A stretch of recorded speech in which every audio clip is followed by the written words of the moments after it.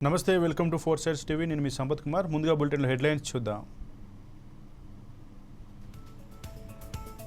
కుత్బుల్లాపూర్లో excise పోలీసుల దాడులు ఓ ఇంట్లో గంజాయిని పెంచుతున్నట్లు గుర్తింపు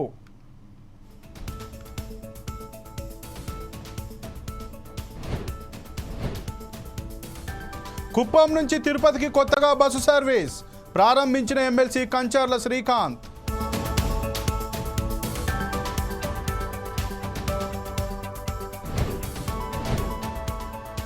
భద్రాచలంలో ఇరిగేషన్ శాఖ అలసత్వం గుడి పరిసరాల్లోకి చేరిన వరద నీరు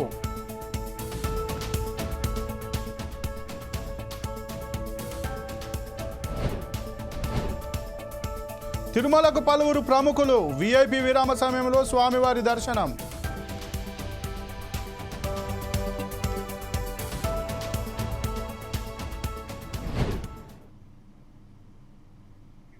జనగామలో న్యాయవాద దంపతులపై పోలీసులు దాడికి పాల్పడ్డారని ఆరోపిస్తూ బార్ అసోసియేషన్ న్యాయవాదులు నిరసన వ్యక్తం చేశారు. తమ విధులను బహిష్కరించి ర్యాలీ చేశారు. పరకాల ఆర్డీఓకి ఈ మేరకు వినతి పత్రం అందజేశారు. దాడికి పాల్పడిన పోలీసులపై చట్టరీత్యా చర్యలు తీసుకోవాలని వారు కోరారు.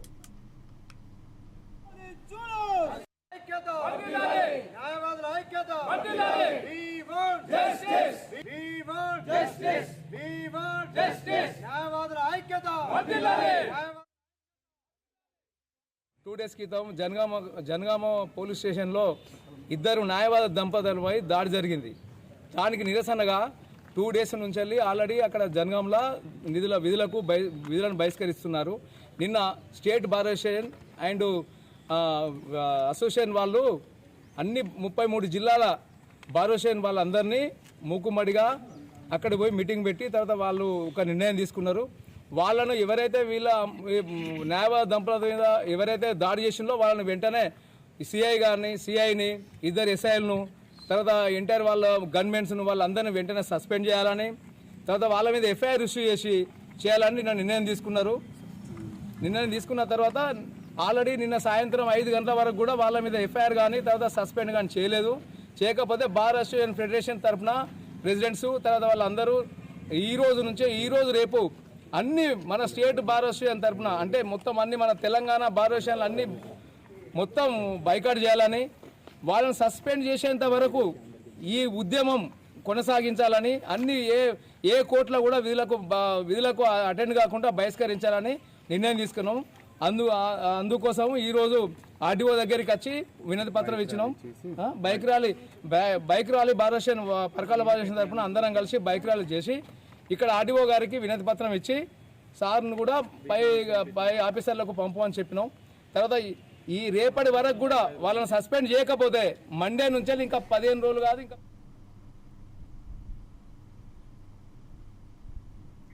ప్రకాశం బ్యారేజీకి భారీగా వరద నీరు చేరుతోంది. ఇన్ఫ్లో 2,67,111 క్యూసెక్కులు ఉంది. 60 గేట్లు 6 అడుగుల మేర 10 గేట్లు 5 అడుగుల మేర ఎత్తి 2,53,120 క్యూసెక్కుల నీటిని అధికారులు సముద్రంలోకి విడుదల చేస్తున్నారు. ఈ నేపథ్యంలో అధికారులు లోతట్టు ప్రాంతాల ప్రజలను కృష్ణానది పరివాహక ప్రాంతాల ప్రజలను అప్రమత్తం చేశారు. పునరావాస కేంద్రాలను ఏర్పాటు చేశారు.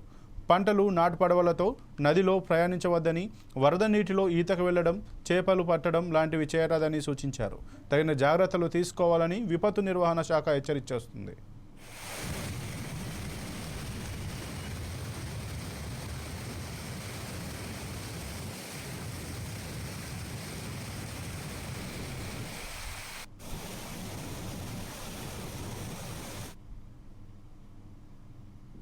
తిరుమల శ్రీవారిని పలువురు ప్రముఖులు దర్శించుకున్నారు. ఉదయం వీఐపీ విరామ సమయంలో justice Rajani, MLA Bhuma Akhilapriya, MLA Ganababu, cine నటులు సంతోష్ శోభన్, గోవింద్ ఫ్యామిలీ వేర్వేరుగా స్వామివారిని దర్శించుకున్నారు. వారికి టీటీడీ అధికారులు ప్రత్యేక దర్శనం ఏర్పాట్లు చేశారు. దర్శనానంతరం రంగనాయక మండపంలో వేద పండితులు వేదాశీర్వచనం అందజేశారు. ఆలయ అధికారులు పట్టు వస్త్రాలతో సత్కరించి తీర్థ ప్రసాదాలు అందజేశారు. బాబు పరిపాలనలో ఏపీ ప్రజలు సుభిక్షంగా ఉండాలని కోరుకుంటున్నట్లు ఎమ్మెల్యే అఖిలప్రియ తెలిపారు.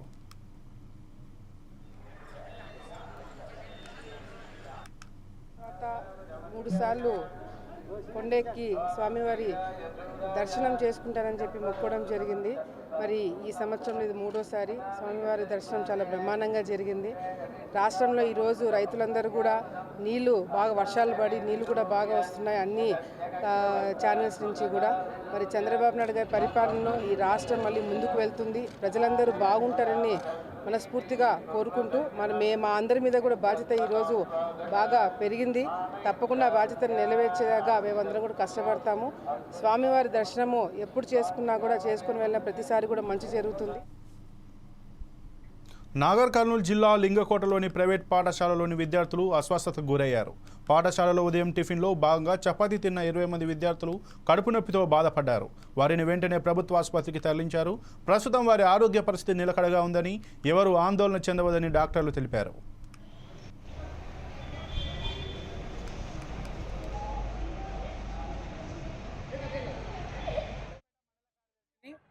ఈరోజు లింగోటం దగ్గర ఉన్నటువంటి ఆక్స్ఫర్డ్ అందులోనే బెస్ట్ అవైలబుల్ స్కూలు నడిపిస్తూ ఉన్నారు. ఈరోజు దాదాపు 30-35 మందికి ఉదయం పూట చపాతీ పప్పు పెట్టిండ్రు వాళ్ళకి టిఫిను. అది తిన్న ఒక 15-20 నిమిషాలలోనే వాళ్ళందరికీ కడుపు నొప్పి లేవడం, వికారం కావడం, వాంతికైనట్టు కావడం వలన అందరినీ కూడా తీసుకొచ్చి స్థానికంగా ఉన్నటువంటి గవర్నమెంట్ హాస్పిటల్లో అడ్మిట్ చేసిరు. వాళ్లకు ట్రీట్మెంట్ జరుగుతూ ఉంది. ముఖ్యంగా మనం గమనించవలసింది ఏంటంటే, ఇందాక మేము 2-3 విద్యార్థులను అడిగినాం. వాళ్ళు ఏం చెప్తున్నారంటే, మీకు ఎందుకు ఇట్లా అయిందనంటే అసలు ఫుడ్ ప్రాబ్లమే కాదు, అసలు మాకు చాలా నీట్గా ఇస్తారు అని చెప్తా ఉన్నారు. కానీ బయట సమాచారం ఏంటంటే యాజమాన్యం అనేది పిల్లలకు ఆ రకంగా నేర్పించి ఇక్కడికి కూడా తీసుకొచ్చినటువంటి సందర్భాన్ని మనం గమనించాలి. ఈరోజు ఆ స్కూల్కు సంబంధించి మనం ఒకసారి పరిశీలన చేస్తే ఉదయం పూట చట్నీలు పెడతారు, వాస్తవంగా నాణ్యమైనటువంటి భోజనం ఇవ్వరు. వేలకు వేలు ఫీజులు తీసుకుంటారు, హాస్టల్ ఫీజులు తీసుకుంటారు, స్కూల్ ఫీజులు తీసుకుంటారు. అక్కడ ఆటలాడుకోవడానికి ప్లే గ్రౌండ్ కూడా సరిగా ఉండనటువంటి పరిస్థితి ఉంది. కాబట్టి పరమావధిగా డబ్బే ముఖ్యం అన్నట్టుగా వాళ్ళందరూ కూడా యజమానం అంతా కూడా వ్యవహరించి ఈరోజు లక్షల రూపాయలు దండుకొని నాణ్యమైనటువంటి భోజనం అందించకుండా పిల్లలకు అన్యాయం చేస్తారు. వాళ్లకు అన్యాయం చేయడం వల్ల వాళ్ళు రోగాల బారిన పడి ఇటువంటి బాధలు అనుభవిస్తున్నారు. కాబట్టి మరి ఆ స్కూల్ యాజమాన్యం పైన ఖచ్చితంగా చర్యలు తీసుకోవాలని చెప్పేసి మేము సిపిఎం పార్టీగా డిమాండ్ చేస్తూ ఉన్నాం. ఇక్కడ స్థానికంగా ఉన్నటువంటి ఎమ్మెల్యే గారు కావచ్చు, దానికి విద్యాశాఖకు సంబంధించిన అధికారులు, ఎంఈఓ, డిఈఓ వీళ్ళందరూ కూడా వీళ్ళ పర్యవేక్షణ కొరబడింది. వీళ్ళ పర్యవేక్షణ ఖచ్చితంగా ఉంటేనే మరి స్కూల్స్ బాగుపడతాయి, విద్యార్థులు బాగుపడతారు. కాబట్టి దయచేసి మరి వాళ్ళ దీనంతా కూడా పరిశీలన చేయాలని చెప్పేసి మేము సిపిఎం పార్టీగా డిమాండ్ చేస్తూ ఉన్నాం. ఇప్పటికీ ఆ పాఠశాలల పైన పర్యవేక్షణ అనేది లేదు. డిఓలు పట్టించుకోరు, ఎంఈఓలు పట్టించుకోరు, జిల్లా యంత్రాంగం పట్టించుకోదు. ఎక్కడ ఏం జరుగుతుందనేది కూడా తెలియనటువంటి పరిస్థితి ఉంది. పిల్లలకు ఏమైనా ప్రమాదం జరిగినా పూర్తి బాధ్యత స్కూల్ యాజమాన్యము, ప్రభుత్వమే భరించాల్సినటువంటి బాధ్యత ఉందని చెప్పి తెలంగాణ గిరిజన సంఘంగా ప్రభుత్వాన్ని మేము చెప్పదలిచాం. ఆక్స్ఫర్డ్ పాఠశాలలో పర్యవేక్షణ చేయాలి. ఆ పాఠశాల పర్యావరణం పరిస్థితులు వాటన్నిటిని కూడా ఈరోజు అధికారులు చూసి చట్టపరమైనటువంటి చర్యలు తీసుకోవాలని చెప్పి. వారసత్వ సంపదగా వస్తున్న చేనేత రంగాన్ని కాపాడుకుందామని మక్తల్ ఎమ్మెల్యే వాకిటి శ్రీహరి పిలుపునిచ్చారు. జాతీయ చేనేత దినోత్సవాన్ని పురస్కరించుకొని నారాయణపేటలో ర్యాలీ నిర్వహించారు. ఈ సందర్భంగా చేనేత వస్త్రాలు కాపాడుతామని ప్రతిజ్ఞ చేశారు. చేనేత రంగాన్ని కార్మికులకు ఆదుకునేందుకు ప్రభుత్వం అనేక కార్యక్రమాలు చేపట్టిందని జిల్లా కలెక్టర్ అన్నారు. ఈ కార్యక్రమంలో చేనేత కార్మిక సంఘం నాయకులు పాల్గొన్నారు. ముద్రా లోన్స్ తీసుకున్నారు. అది 10 లక్షల వరకు కూడా లోన్స్ ఇవ్వడం జరిగింది. ఈ ముద్రా స్కీమ్ కింద నాట్ ఓన్లీ వీవర్స్ కానీ చాలా రకరకాల స్మాల్ బిజినెస్ కింద చాలా మంది కూడా లోన్స్ తీసుకుంటారు. ఇది ఇంకా కూడా ఇంక్రీజ్ చేసుకోవచ్చు అని నా ఆలోచన. సో మేము మామూలుగా ముద్రా స్కీమ్ అంటే బ్యాంకర్స్, తర్వాత మన జిఎండిఐసి, తర్వాత ఏడీ హ్యాండ్లూమ్, ఈ ముగ్గురికి మేము డైరెక్షన్స్ ఇచ్చి కొంత కోఆర్డినేట్ చేసుకుని ఈ లోన్స్ పెంచడానికి కూడా ఈ సంవత్సరం ప్రయత్నం చేస్తాము. చివరిగా ఒక స్టేట్ అవార్డ్స్ అంటే చాలా సంతోషం, మన బాపూజీ ఆచార్య కొండ లక్ష్మణ్ బాపూజీ స్టేట్ అవార్డ్స్ 2024 చూస్తే కూడా కంటూరి శ్రీనివాస్ గారు, తర్వాత కత్రి ప్రమిళ గారు, హకీంపేట్ కోస్కి, తర్వాత జాజాపూర్ నారాయణపేట నుంచి వీళ్ళిద్దరికి కూడా స్టేట్ లెవెల్ అవార్డు ఈసారి ఇవ్వడం జరిగింది. చాలా సంతోషం. వీళ్ళకి నేను శుభాకాంక్షలు కూడా తెలియజేస్తున్నా. సో ఇవన్నీ అయితే మన ఒఫిషియల్ రిపోర్ట్లో ఉన్న లెక్కలు ఉన్నాయి, కానీ చాలా వరకు పెండింగ్ ప్రాబ్లమ్స్ కూడా ఉన్నాయి. ఈ సంవత్సరం ఈ ఫైనాన్షియల్ ఇయర్లో ఉన్న సబ్సిడీస్ మరి వస్తాయా లేదా అని దాని గురించి క్లారిటీ ఇవ్వడం, తర్వాత కంటిన్యూయేషన్ ఆఫ్ స్కీమ్స్ గురించి కూడా చాలా క్వశ్చన్స్ ఉన్నాయి. సో డెఫినెట్లీ ఇవి అన్నీ కూడా మీతో ఈరోజు మీటింగ్ చేసిన తర్వాత ఇవి అన్ని ప్రాబ్లమ్స్ కూడా నాకు కొంతవరకు తెలిసినాయి. ఈ రోజు తర్వాత మీ కొంతమంది రిప్రజెంటేటివ్స్తో మేము కూడా మాట్లాడి ఇంకా కొంత అర్థం చేసుకొని ఇవి అన్ని ప్రోగ్రామ్స్ గురించి కూడా మేము గవర్నమెంట్ దగ్గర డిస్కస్ చేస్తాము, తెలియజేస్తాము. కానీ ఒక ఇష్యూ నాకు ఈరోజు అంటే మీరు 30 సొసైటీస్ మాత్రమే ఇక్కడ ఉన్నాయి. అంటే గతంలో 400 సొసైటీస్ ఉన్నప్పుడు ఈరోజు 30 సొసైటీస్ ఉండడం అంటే ఒక చాలా 400 సొసైటీస్ నుంచి ఈరోజు ఓన్లీ 30 వరకు సొసైటీస్ అంటే ఒక చాలా అలార్మింగ్ పరిస్థితి అనుకుంటున్నా. సో ఇవి మొత్తం రివైవ్ చేయడానికి, తర్వాత సస్టైనబుల్ ఎకనామికలీ వయబుల్ చేయడానికి చాలా ఎఫర్ట్స్ చేయాల్సిన అవసరం ఉన్నాయి. నాట్ ఓన్లీ మీతో సహా నాట్ ఓన్లీ హ్యాండ్లూమ్స్, టెక్స్టైల్స్ కానీ చాలా డిపార్ట్మెంట్స్ మొత్తం ప్రభుత్వం ఫోకస్ కూడా అవసరం ఉంటుంది. సో మేము కూడా ఇవి అన్ని డీటెయిల్ గా స్టడీ చేసి డెఫినెట్లీ ప్రభుత్వ దృష్టికి తీసుకువెళ్తాము. లేకుంటే అంతకంటే ముందు కాంగ్రెస్ పార్టీ హయాంలో మాకు హెల్త్ కార్డు కానీ, నేను అంటా ఉన్నా నా సోదరులారా మీ అందరికీ కూడా ఒక విషయం తెలియజేస్తా. నాకు ఇంత పర్టికులర్ గా ఈ అంశాల మీద ఇబ్బందులు పడుతున్నారని తెలియదు, కానీ నేను నా అంశం మాట్లాడేటప్పుడు మొత్తం నియోజకవర్గం గురించి మాట్లాడేటప్పుడు నా దగ్గర ఉన్నటువంటి అమర్చింత మండలంలో చేనేత విషయం ఖచ్చితంగా 6 నెలలనే అసెంబ్లీలో మాట్లాడినా మా చేనేత నేతలని ఖచ్చితంగా కాపాడుకోవాలని మాట్లాడే అవకాశం దొరికింది. ఈ నెక్స్ట్ టైం ఏ అవకాశం ఉన్నా కూడా మన నారాయణపేట జిల్లాలో ఉన్నటువంటి చేనేత సంఘాల గురించి, చేనేత కార్మికుల గురించి పూర్తి స్థాయిలో టైం తీసుకొని 0 అవర్స్ మాట్లాడి ప్రభుత్వానికి రేపు రాబోయే రోజుల్లో. భద్రాచలంలో ఇరిగేషన్ శాఖ అధికారుల అలసత్వంతో రామాలయం పరిసరాల్లో వరద నీరు చేరింది. కరకట్ట స్లూయిజ్ లాకులు తెరిచి ఉండకపోవడంతో పట్టణ బ్యాక్ వాటర్ నిలిచిపోయింది. అధికారుల తీరుపై జిల్లా మంత్రులు ఆగ్రహం వ్యక్తం చేశారు. ఈ నేపథ్యంలో స్లూయిజ్ లాకులు తెరిచి బ్యాక్ వాటర్ మొత్తాన్ని గోదావరిలోకి లిఫ్ట్ చేశారు. శ్రీ కుస్మహర్నాథ్ ఆలయ ప్రాంగణంలో ఉన్న కళ్యాణ మండపాన్ని సైతం కూల్చివేశారు అధికారులు.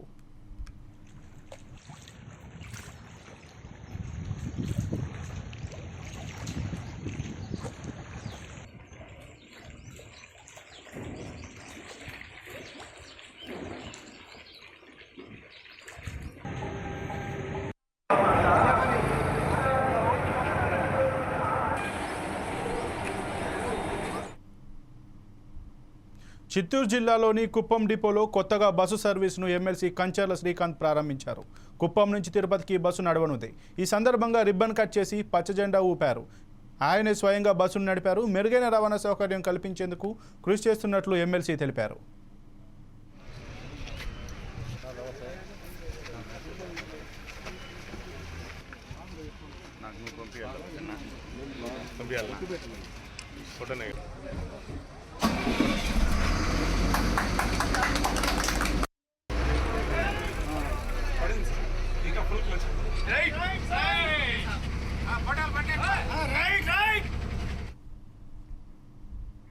హైదరాబాద్లోని కుత్బుల్లాపూర్లో ఎక్సైజ్ పోలీసులు దాడులు నిర్వహించారు. దూలపల్లి ఎక్స్ రోడ్ వద్ద గంజాయి పెంచుతున్నారనే సమాచారంతో తనిఖీలు చేశారు. ఈ దాడుల్లో బీహార్కు చెందిన సెక్యూరిటీ గార్డ్ వికాస్ గంజాయి మొక్కలు పెంచుతున్నట్లు పోలీసులు గుర్తించారు. వీటిని తొలగించి నిందితుడిని అదుపులోకి తీసుకొని విచారిస్తున్నారు.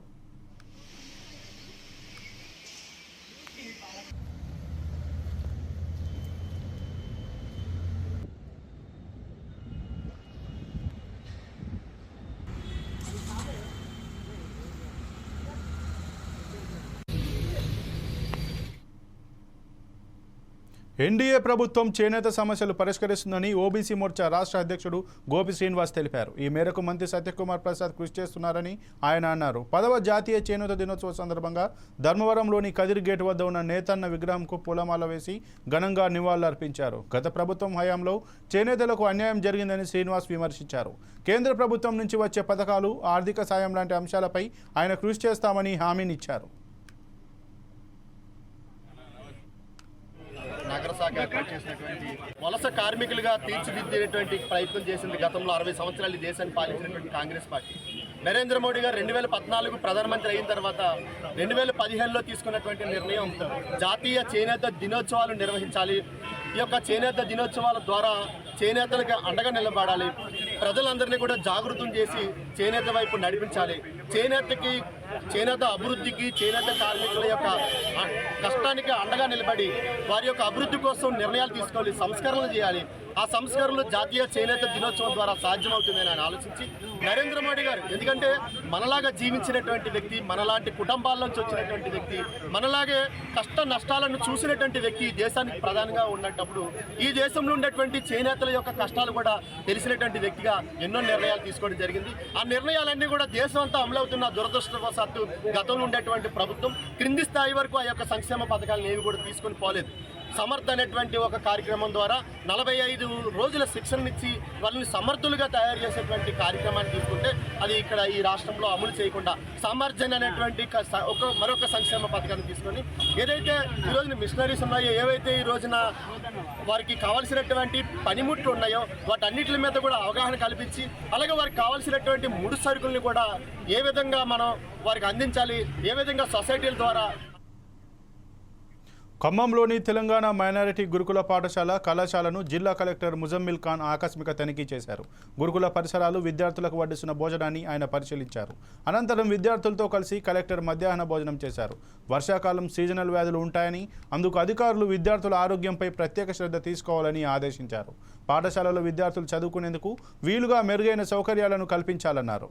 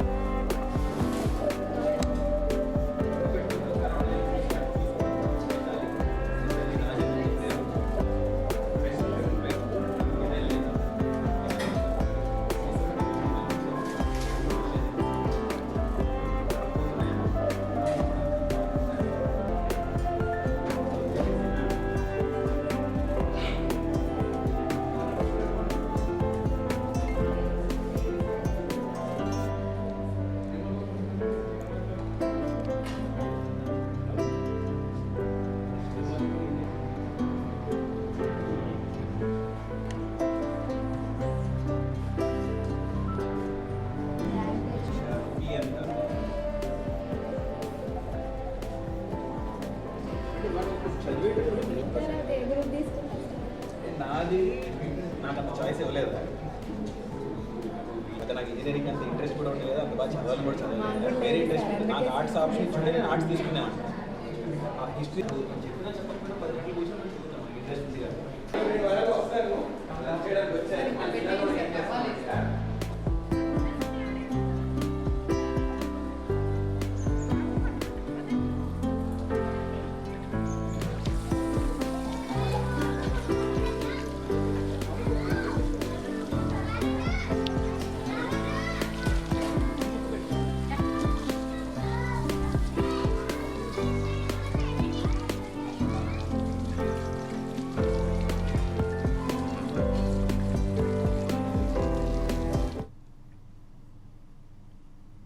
తూర్పుగోదావరి జిల్లా కలెక్టర్ కార్యాలయంలో గోదావరి పుష్కర ఏర్పాట్లు తదితర అంశాలపై అధికారులతో జిల్లా కలెక్టర్ పి ప్రశాంతి సమీక్ష నిర్వహించారు.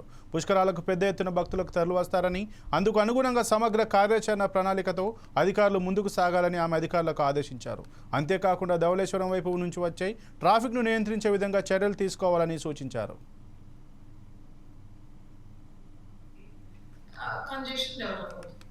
So, the purpose or objective of the visitor is to have a deep bed ghat.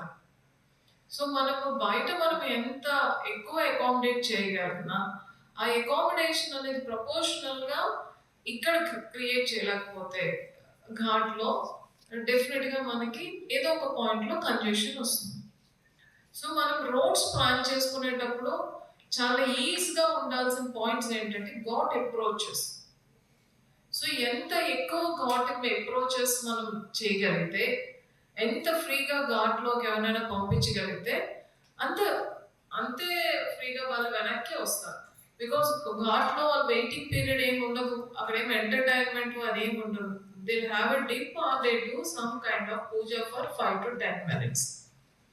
So వచ్చిన పబ్లిక్ని for example per day 6 lakhs public వస్తారు. ఇంపార్టెంట్ డేస్లో 8 to 10 lakhs అనేటప్పుడు 10 lakhs పీపుల్ని మన 24 hours మాక్సిమం 12 hours ఘాట్ నుంచి బయటికి మనం పంపించగలిగేటట్టుగా మన ట్రాఫిక్ మేనేజ్మెంట్ ఉండాలి. అలా చేసేటప్పుడు సో ఇప్పుడు మనం ఏవైతే రూట్స్ మన యూసేజ్లో ఉన్నాయో మన దగ్గర ట్రాన్స్పోర్టేషన్ డిపార్ట్మెంట్లో అట్లానే ట్రాఫిక్ డిపార్ట్మెంట్లో R&Bలో కూడా ఎంత per rate the flying vehicles rate ఎంత ఉంది, ఫుట్ఫాల్ ఎంత ఉంది అని తెలుస్తుంది. దానిని మనం అనుకునే రేంజ్కి పెంచాలి అంటే ఎంత వైడనింగ్ చేయాలి ఎగ్జిస్టింగ్ రోడ్ అనేది మనం ఒకటి. సెకండ్, ఎక్కడ న్యూ రోడ్స్ క్రియేట్ చేయాలి. ఫర్ ఎగ్జాంపుల్ నాకు ఒక 3 roads నుంచి వచ్చిన వాళ్ళందరూ ఒక రోడ్ దగ్గరికి వచ్చేస్తున్నారు. సో 3 roadsకి కల్టివేషన్ పాయింట్ ఇస్ 1 road అంటే ఇంకొక రోడ్ క్రియేట్ చేయాల్సిందే. సో కంజెషన్ క్లియర్ చేయడానికి మనం ఎన్ని కొత్త రోడ్స్ క్రియేట్ చేసుకోవాలి. సో ఒకటి expansion, second creation of roads, third is ఈ రెండింటికి స్కోప్ లేదు. సో దెన్ ఫ్లైఓవర్స్ అండ్ మనం ఎంక్రోచ్మెంట్ రిమూవల్స్ ఖచ్చితంగా చేయాలి. ఎగ్జిస్టింగ్ రోడ్ని రోడ్లోనే పెట్టాలి. ఇలా చేసేటప్పుడు ఇది టోటల్ మున్సిపాలిటీ పరిధిలోనికే రాదు. చుట్టుపక్కల ఉన్న PR రోడ్స్ ఉన్నాయి, R&B రోడ్స్ ఉన్నాయి, NH ఉండాలి. సో మనం NHని చెక్ చేసుకోవాలి, R&B చెక్ చేయాలి అండ్ PR చెక్ చేయాలి. దెన్ ఫైనల్గా కోర్ ఏరియా అంతా కూడా మున్సిపాలిటీలోకి వస్తుంది. కోర్ ఏరియాలో డెఫినెట్గా మనకి కంజెషన్ డెవలప్ అవుతుంది. సో ఇక్కడ purpose or objective of the visitor is to have a deep bed ghat. So మనకు బయట మనం ఎంత ఎక్కువ అకామిడేట్ చేయగలిగినా ఆ అకామిడేషన్ అనేది ప్రపోజ్. ఇక ఇవి ఇప్పటివరకు బులెటిన్ ఉన్న అప్డేట్స్. మరిన్ని అప్డేట్స్ కోసం చూస్తూనే ఉండండి 4 Sides TV.